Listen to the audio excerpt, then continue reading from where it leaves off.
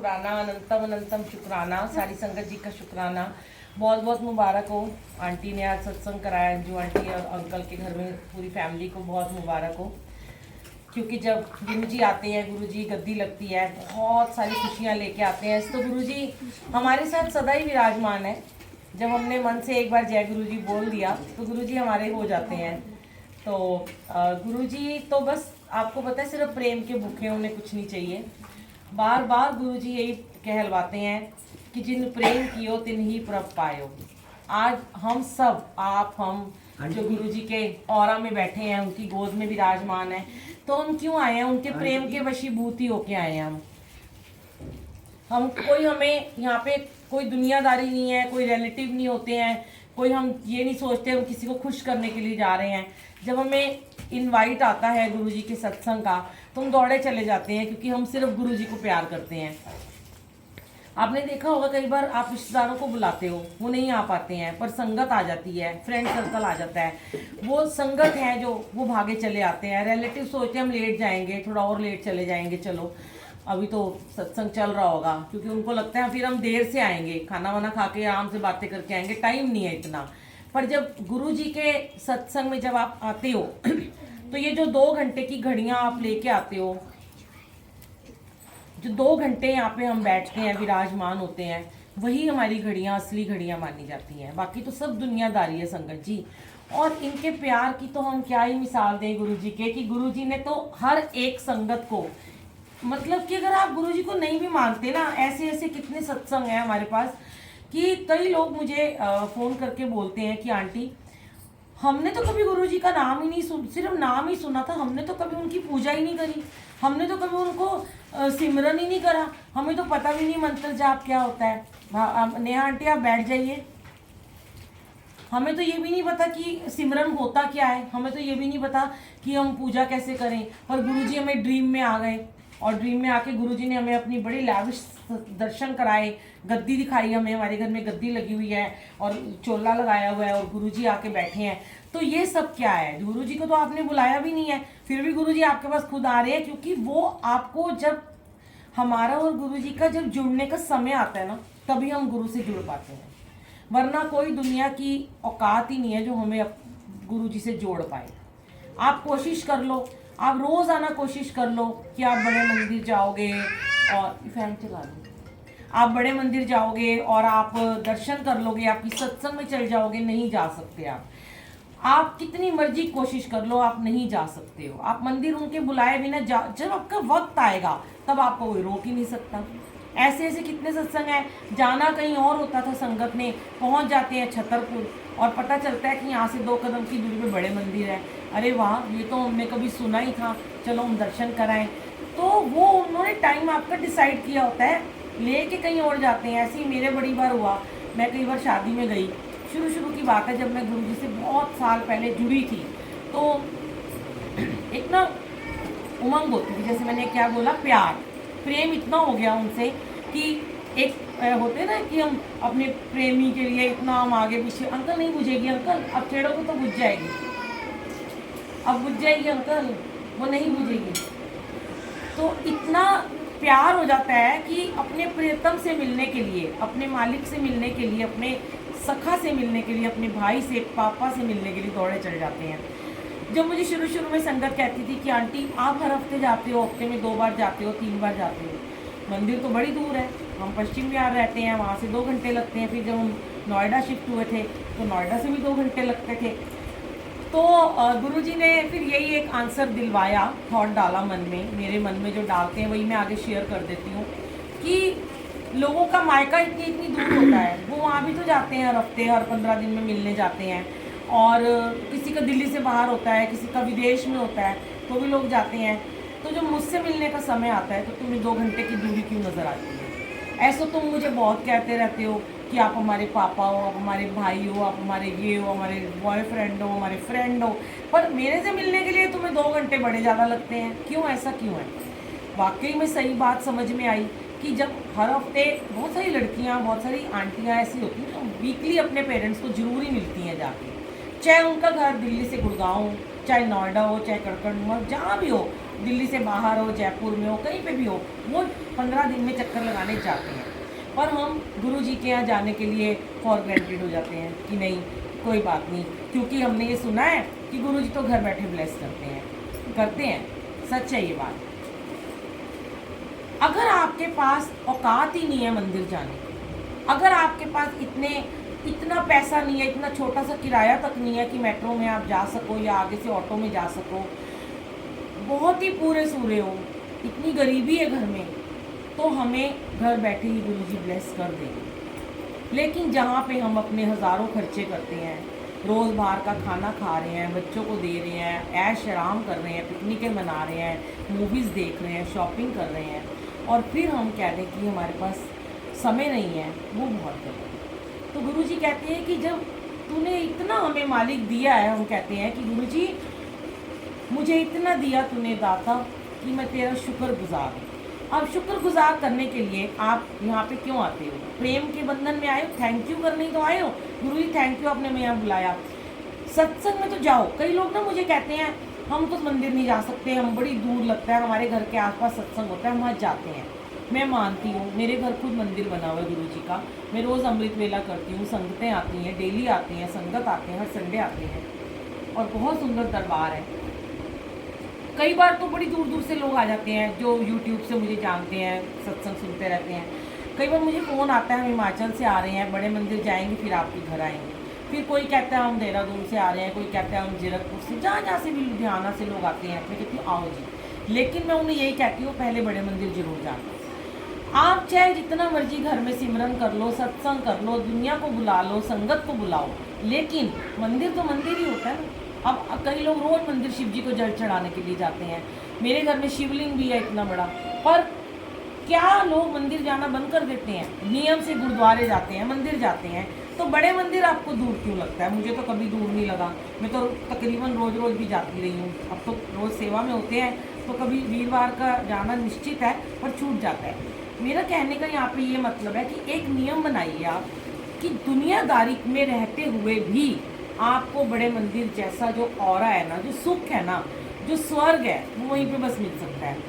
हर सत्संग में गुरुजी ने लंगर प्रसाद को भोग लगाया, वो अमृत बन गया, सही बात है, बीमारियों से लड़ने की ताकत देता है ये अमृत हमें। लेकिन जो बड़े मंदिर का अमृत है, जो वहाँ का जल प्रसाद, चाय प्रसाद, या वहाँ का जो भी आपको लंगर प्रसाद मिलता है, वो इतनी बड़ी बड़ी बीमारियों को ख़त्म करता है कि एक मतलब आखिरी स्टेज का, लास्ट स्टेज का कैंसर वाला बंदा मंदिर में गया और एक निवाला खाते ही वो ठीक हो जाता है। तो क्या है, कुछ तो है महिमा। अब कई लोग कहते हैं ये चमत्कार हो रहे हैं, चमत्कार तो नहीं, हम तो इसको ब्लेसिंग्स ही कहते हैं। देखो कोई गुरुजी कहते हैं मैं कोई जादूगर नहीं जो चमत्कार करता रहेगा, और वो ब्लेसिंग देते हैं। और ब्लेसिंग किसको मिलती है? बहुत सारे मरीज जाते हैं गुरुजी के मंदिर में। मैंने देखा इतने लोग गए हैं जिनको मैं खुद कहती हूँ जाओ, जिनको डिप्रेशन था, 20-20, 25-25 सालों से वो नींद की गोलियाँ खाते थे, जिनको किसी को कोमा में थे इनके बच्चे, कोई पैरालाइज था, कोई कैंसर से पीड़ित था, किसी की डायलिसिस होती थी। तो जब मैं उन्हें कहती हूँ जाओ, तो वो कैसे भी करके वो हमारे कहने से, चलो गुरुजी ने शायद ही मेरी सेवा लगाई हो, चले जाते हैं। मैंने देखा एक बार मैं किसी घर में सत्संग करने गई तो उनका एक यंग बच्चा कोमा में था और उसका एक्सीडेंट हुआ था, 18 साल का भी नहीं था, 17 साल का था, बाइक से, और उसका एक बेड लगा रखा था उसके कमरे में, वो कोमा में था। उसको सारे घर में वो पाइप से ही सब कुछ दे रहे थे, उसकी बहन उसकी बड़ी सेवा करती थी। तो वो उस कमरे से, छोटा सा उनका घर था यहीं उत्तम नगर में, और वो दूसरे कमरे से देख रहा था। तो उसकी मम्मी कहती कि इसको ना सब पता है कि यहाँ पे गुरुजी आए हैं और ऐसे ऐसे ब्लेसिंग होती है, ये जानता है, पर ये बोल नहीं सकता। तो पता नहीं क्या हुआ। देखो अब यहाँ पे ये सत्संग आज फिर गुरुजी तीसरी बार मुझसे शेयर करा रहे हैं। क्यों? क्योंकि कभी कभी गुरुजी कहते हैं एक ही सत्संग मैं तुमसे रोज़ रोज़ शेयर कराता हूँ, क्योंकि वहाँ पे संगत कोई और थी, यहाँ संगत कोई और है। हो सकता है आपको कुछ आंसर मिलने हो, या आपके लाइफ में कोई ऐसा इंसान हो, कोई रिलेटिव हो, कोई पड़ोसी हो जो ऐसे दुख दर्द में हो, आप उसको जोड़ पाओ भगवान से, गुरुजी से, उनकी महिमा से, तो वो आपके लिए ब्लेसिंग होती है। सत्संग सुनना कभी भी व्यर्थ नहीं जाता, याद रखना। सत्संग सुनाने वाले से ज़्यादा सुनने वाला ब्लेस होता है, क्योंकि आपको आंसर तो जरूर मिलते हैं, आज नहीं मिलेंगे कल जरूर मिलेंगे। पता नहीं क्या भाव मन में आया कि इतना कोमा में बच्चा है, डॉक्टर ने जवाब दिया हुआ है कभी होश में आएगा भी कि नहीं आएगा, और मैंने आंटी को ऐसे ही कह दिया कि आप इसको बड़े मंदिर ले जाओ। अब देखो, कर्म कटवाने के लिए यूट्यूब से वो आंटी ने मुझे कॉल किया, मेरे घर सत्संग की सेवा करने आओ। मैं उनके घर सत्संग करने जाती हूँ और वहाँ पे वो बच्चा कोमा में दिखाई देता है, और मेरे से गुरुजी कहलवाते हैं कि इसे बड़े मंदिर लेके आ। तीसरी मंजिल पे वो रहते थे, कोई लिफ्ट नहीं थी। उन्होंने कहा कि जब हम इसे डॉक्टर के पास लेके जाते हैं साल 6 महीने में, तो कुर्सी के ऊपर बिठा के 4 लोग लेके जाते हैं। बड़ी मैंने श्योरिटी से कह दिया कि आंटी आप ना इसको ले जाओ, बड़े मंदिर ले जाओ, तो इसका कुछ तो करेंगे गुरुजी। ये नहीं, मेरे मुंह से ये निकला ही नहीं कि इसको ठीक करेंगे या इसको कुछ क्या ब्लेसिंग देंगे। मैंने कहा इसका कुछ तो करेंगे। और कई बार क्या होता है कि संगत के ऊपर ना एकदम कुछ अगर हम बोल रहे हैं, प्रभाव पड़ जाता है बड़ी जल्दी, किसी पे नहीं भी पड़ता प्रभाव, और किसी पे बड़ी जल्दी पड़ जाता है। वो बात को मान लेते हैं, क्योंकि जब उन्होंने हमारे इतने एक्सपीरियंसेस सुने होते हैं कि हमें क्या क्या मिला, तो वो विश्वास उन्हें करना पड़ जाता है। आंटी ने कहा चलो ठीक है। आप लोग को मैं क्या बताऊं, मैं अगले दिन बड़े मंदिर गई, मेरे को अगले दिन बड़े मंदिर जाना था, और मैंने देखा कि बड़े सारे उस दिन ना लोग आए हुए थे, बसेज आई हुई थी, और मुझे पूछ रहे थे बुलबुल आंटी, आप बुलबुल आंटी से करके बातें कर रहे थे। तो इतने मैंने देखा कि बिल्कुल बड़े मंदिर के दरवाजे पे ना एक व्हील चेयर पे आंटी अपने उसी बेटे को लेके आई। मेरी तो आंखों से आंसू निकल आए। आंटी कहती है, और बच्चा बिल्कुल ऐसे जैसे बिल्कुल जान बेजान, क्योंकि कोमा में था। तो मैंने कहा आंटी आप तो इसको आज ही लेके आ गए हो। तो आंटी कहती है कि, और कम से कम नहीं तो वो 3.5 साल से बच्चा कोमा में था। कहती हैं कि अब आपने कहा तो मैं ले आई, तो मेरे को सेवादार अंदर नहीं जाने देंगे। मैंने कहा अच्छा मैं देखती हूँ। मैंने एक अंकल को बोला, मैंने कहा अंकल ऐसे ऐसे इनके घर कल गई थी, इसको बाहर से ही चाहे मत्था टिका दो, सीढ़ियाँ तुम जा पाएगा, गेट के अंदर ले जाओ और गुरुजी के दरबार के वहीं से इसको दर्शन हो जाए। और वो वहाँ पे ले गए उसको कहने से। मेरी उतनी सेवा थी कि मैंने उसे कहा इसे बड़े मंदिर ले जाओ। अब मेरे को ये था गुरुजी अब बुलाया तो ठीक भी कर देना, बच्चे को आपका विश्वास बना रहे, लेकिन गुरुजी की लीला तो गुरुजी जाने। एक 70 साल का बंदा कोमा में होता है, उसको ठीक कर देते हैं। एक 20 साल का बच्चा कोमा में होता है, उसको नहीं करते हैं।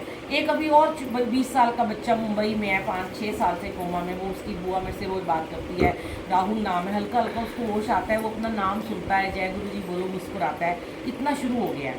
पर उस वक्त मैंने उनसे कहा चलो शुक्राना गुरुजी का किया, और मैं अपने रास्ते आ गई। क्या लीला थी गुरुजी की।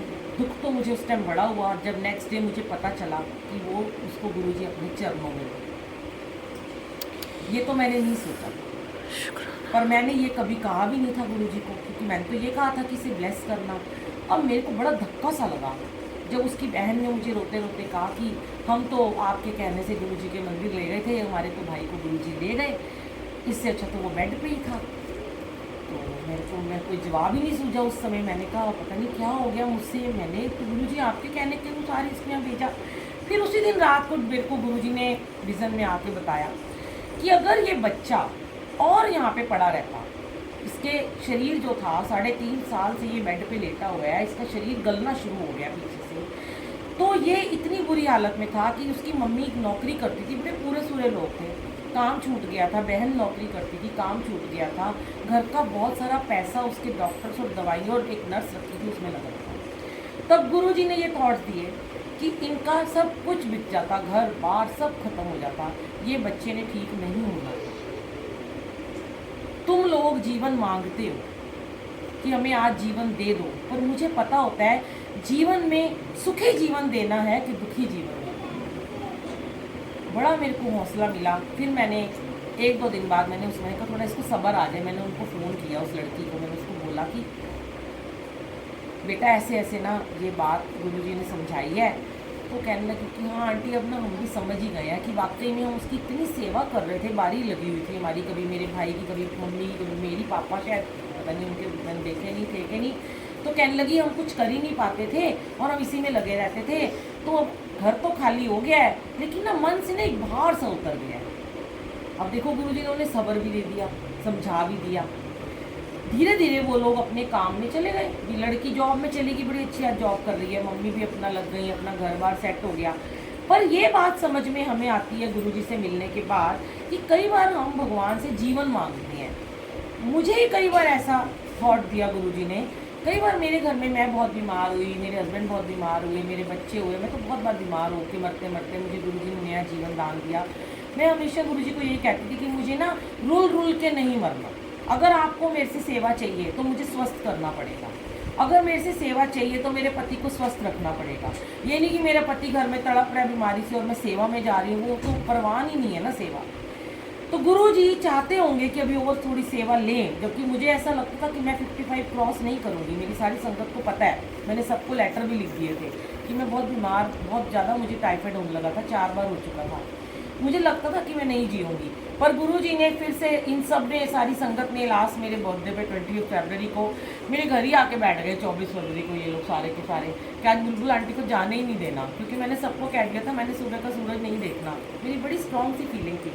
मेरे को बंगला साहब बुलाया गुरुजी ने, रात के 12 बजे पूरी गाड़ियाँ भर के गई, वहाँ संगत ने केक काटा, हमारे घर में रुके, पूरी रात रुके। कितनी ब्लेसिंग्स इन लोगों ने दी, पता नहीं ये लोग छीन के वापस ले आए भगवान से।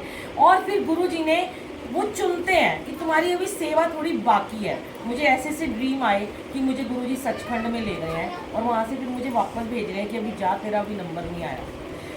ठीक है, मैंने सोचा अब जब इतना जीवन दे ही दिया है तो फिर मुझे स्वस्थ रखना और मेरे परिवार को स्वस्थ रखना। मेरे अंकल बहुत बीमार रहते, जब मैं सेवा में जाती थी बुखार चढ़ता था उनको हर महीने में 3-4 बार।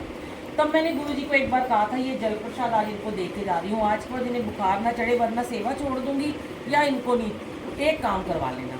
और वो दिन था, आज हो गए 4-5 साल, मेरे अंकल को बुखार ही नहीं चढ़ा, क्योंकि मालिक ने सेवा बख्शी हुई है कि तुमसे सेवा करवानी है। तुम्हारे कर्म सेवा से कटने हैं। कईयों के कर्म होते हैं अब सत्संग सुन के कट रहे हैं, कई तो आराम से। मुझे कई लोग कहते हैं आंटी आप सोते कहाँ हो, 1 बजे सोते हो, 3 बजे फिर उठ जाते हो, 4 बजे उठ जाते हो। मेरी ज़िंदगी में शायद ये ऐसे ही मेरे कर्म काट के मेरी 84 लाख कटवानियाँ लिखी हैं। कई लोग कहते हैं, बुलबुल आंटी कहती है अमृत वेला करो, हम तो आराम से 9-10 बजे उठते हैं, पागल है, उन्हें नींद खराब करेंगे, वेली है, नींद भी खराब करती है, फिर दिन में सत्संग में भी चली जाती है, पता नहीं कैसे इतना कर लेती है। ये करवा रहे हैं, हमारी कहाँ औकात है, हम तो यूँ घर के बाद कदम भी नहीं रख सकते संगत जी। पर हर हाल में जैसे उस लड़की ने शुक्राना किया, इनका शुक्राना किया करो। दुख आए सुख आए देते हैं मालिक, परीक्षाएं बड़ी मेरी भी लेते हैं, आज भी लेते हैं, रोज लेते हैं। दुख आए सुख आए, सिमरन मत छोड़ो, भजन कीर्तन मत छोड़ो। अब कई बार मेरे जीवन में इतने बड़े बड़े दुख आते हैं, मैं कभी शेयर नहीं करती। बच्चे भी हैं, देखो एक बेटी US में रहती है, एक यहाँ है, कुछ हो जाता है कुछ घरों में, हम भी, हमारा मन भी दुखी होता है। पर गुरुजी ने एक लाइव सत्संग की सवेरे अमृत वेले की सेवा बख्शी हुई है कि वो नहीं छोड़नी है। रोते रहो, अंदर घुटते रहो, दुख मनाते रहो, पर सामने किसी के हमेशा हंसना ही है, प्यार ही करना है उसको। दुख अपने शेयर करोगे, वो तुम्हारे दुख थोड़ा ना कम कर देगा आके, वो तो तुम्हारे 2 मिनट, कहते रोने वाले के साथ दुनिया नहीं रोती, हंसने वाले के साथ सब, कहीं हंस रहे होंगे ना, सारे वहाँ घुस जाएंगे महफिल में। ये ना बड़ी रौनकी है, जैसे मुझे भी लोग बोलते हैं हंसती रहती है, मुस्कुराती रहती है, चलो इसके पास चलते हैं। अब ये रोता रहेगा, सच में हमारे सेवादारों में कुछ ऐसे लोग होते हैं, संगत में होते हैं, कहते हैं इसके पास जाओ ना, अपना दुखड़ा ही रोती रहती है, कन्नी काट लेते हैं लोग वहाँ से। तो इसलिए हर हाल में मुस्कुराना सीख लो। ये बैठे हैं ना, जब इनका लड़ फड़ लिया तो इन्होंने तो आपको तारना ही तारना है। अब ये आपको आपकी नैया को पार लगा दे या उस बच्चे की तरह अपने पास ले जाए। देखो मुझे तो कोई डर नहीं है, मैं तो कहती हूँ, मैं तो, मेरी बेटियों की शादी हो गई, बेटा मेरा 22 का है, हो जाएगी दिखा। अब मैंने कहा है जब जीवन दिया तो उसकी भी दिखा देना भाई, उनकी दिखा दी तो उनके बच्चे एक दिखा दो, नहीं है तो कोई बात नहीं, ले जाना। जब ऊपर भी मेरी जरूरत होगी ना, कई बार मेरे को कहते हैं गुरुजी इतने भी बड़ी जरूरत है सेवादारा की, तेरे जैसे सेवादार इतने भी चाहिए ने, और अभी बुला लूँगा मैं तुझे। तो ये चीज़ें हैं। फिर उस लड़की को मैंने, राखी आई थोड़े दिनों के बाद, तो मैं गुरुजी को राखी मानती हूँ और मैं राखी का सत्संग करती हूँ जोरों शोरों से। उसका एक ही भाई था, मैंने उसको बाई चांस मैसेज कर दिया राखी पे। वो लड़की राखी लेके आई हमारे घर में और उसने राखी बांधी गुरुजी को, और बड़ा रोई वो, हम भी सब रोए उसके साथ जब उसने अपना सत्संग शेयर किया। और उसने फिर शुक्राना किया कि गुरुजी हमें आपने वो रास्ता दिखाया जो रुका हुआ था। कई बार हम कहते हैं, हम शिकायत करते हैं भगवान से, ये क्या कर दिया, ये बच्चा दिया था, इसको बेड पे डाल दिया, इसकी सुसु पोटी साफ करने हैं, ऐसे कर्म हमारे, हमने कौन से बुरे कर्म किए, हमने कौन से माड़े कर्म किए। पहली बात तो ये कभी मत कहा, ये कहा करो तूने हमें मालिक सेवा के लिए चुना, इस सेवा के लायक तो समझा। यही मेरा भाई, यही मेरा बच्चा कहीं और होता, दुत्कार पड़ रही होती, कहीं छोड़ आते आश्रम में, हमें इस काबिल तो समझा कि हम इसकी सेवा कर पाए हैं। इतने लाखों करोड़ों में हमें चुना आपने, तो उसका वहाँ भी शुक्राना कर दो। अब शुक्राना करना है तो अपने आप गुरुजी आके आपको प्यार करेंगे। ये कहते हैं ना, साची प्रीत हम तुमसे हो जोड़ी, तुझ संग जोड़ अवर संग तोड़ी। सबसे तोड़ दी, सबसे नाते रखो, दुनियादारी रखो, ड्यूटीज हैं, बहन भाई का रिश्ता, माँ बहन बेटी का रिश्ता, पति पत्नी का रिश्ता, छोड़ना तो कुछ नहीं है, लेकिन उसमें रम मत जाओ। हम क्या करते हैं, मोह माया में रम जाते हैं संगत जी, इस मोह में घुस जाते हैं। फिर हमें जब हमारा बेटा, हमारी बहू, हमारा दामाद, हमारी पत्नी, हमारा पड़ोसी, हमारी दरानी जिठानी, सास ससुर हर्ट करते हैं, फिर शिकायत करने बैठ जाते हैं। अब मैं तो बड़ा अच्छा हूँ, मैं तो अब मैं हूँ, मेरे को कोई बोले, मैं कहूँ मैं तो सबका भला करती हूँ, मैं सबको हंसाती हूँ, मुझे क्यों दुख देते हो आप? मुझे कहाँ जहाँ भेजते हो मैं वहाँ सेवा में जाती हूँ, मुझे रोज़ सुबह उठाते हो। मैं अगर ये चीज़ें इनसे शर्तें लगाने बैठ जाऊँ तो ये मेरा क्या करेंगे हाल। पर आज इतनी बीमारियां थी इस शरीर में जो यहाँ बैठी हूँ, ढेर गठरी लेके गई थी गुरुजी के पास, बीमारियों से भरी हुई थी, और आज इतना स्वस्थ रखा हुआ है ना कि लोग कहते हैं कि आंटी 55 क्रॉस करके तो आपका स्टैमिना भी बढ़ता ही चला जा रहा है। सच में बढ़ रहा है। नींद कम, खाओ कम, जागो ज़्यादा, रोटी कम खाओ, सिमरन ज़्यादा करो, भजन करो। जितना सिमरन को अपने जीवन में बढ़ाओगे उतने सुख ही सुख। पर आज की लोग संगत क्या करती है, जब सुख आ जाते हैं सिमरन करना कम कर देते हैं, सिमरन को कम कर देते हैं। जिसने इतना कुछ दिया और उसको ही छोड़ दिया, दुख तो फिर आना ही आना है, ये दुख सुख तो चलता ही रहेगा। भजन कीर्तन को हमेशा, अब एक जपजी साहब का पाठ करते हो ना, बढ़ाओ, सुखमनी साहब शुरू कर दो, अमृत वेला शुरू कर दो, शाम को संध्या समय मंत्र जाप करो, सुबह मंत्र जाप करो। 1 घंटा करते हो 2 घंटे कर दो।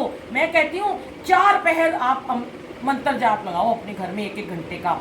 सुबह लगाओ, दोपहर खाना बनाने से पहले, खाना खाने से पहले लगाओ, शाम को चाय पीने से पहले लगाओ, रात को रोटी खाने से पहले लगाओ। इतनी पॉजिटिविटी आएगी ना आपके घर में, अंधाधुंध सारी नेगेटिविटी बाहर, सारी परेशानियां खत्म, सारी बुरी आत्माओं का नाश, पूरे घर में सुकून ही सुकून, लड़ाई झगड़े बंद, खुशियां ही खुशियां। ऐसे घर देखे हैं जिनमें लड़ाइयाँ, कला क्लेश, गाली गलौज होता रहता था, हर वक्त नेगेटिविटी।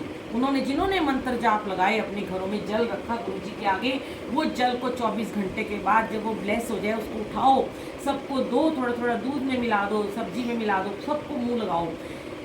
ऐसी चीज़ें ठीक करी है ना गुरुजी ने। कोविड में जिन लोगों के बिजनेस खत्म हो गए, नौकरियां खत्म हो गई, उन्होंने अमृत वेले किए, जल पिलाए, उनको वो ठीक कर दिया। एक नौकरी में जो 50,000 लेता था उसको 80,000 की नौकरी मिल गई। भाई क्या क्या नहीं दिया इन्होंने, फिर भी हम इनके शुक्राने नहीं करते हैं, है ना। हर चीज़ कहते हैं तुम्ही से शुरू, तुम्ही से कहानी खत्म हो गुरुजी। ये गाना है ना बड़ा प्यारा, मुझे उसको पहला लाइन नहीं याद आ रही।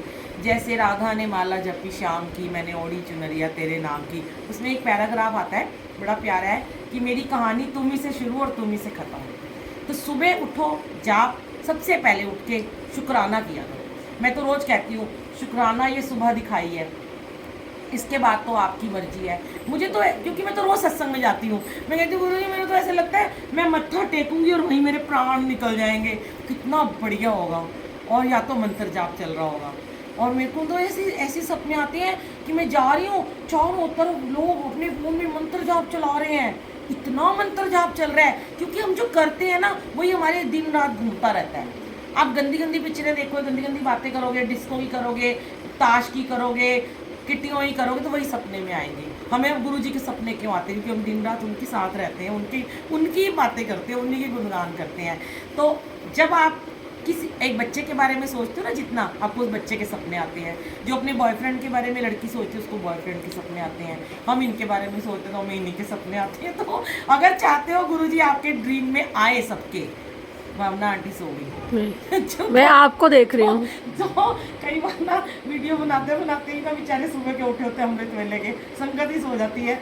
मुझे बड़ी बार हंसी भी आती है, मुझे क्या सो गए लगता है। शुक्राना गुरुजी, थैंक यू गुरुजी, इतना कुछ आज आपने जो भी शेयर करवाया है।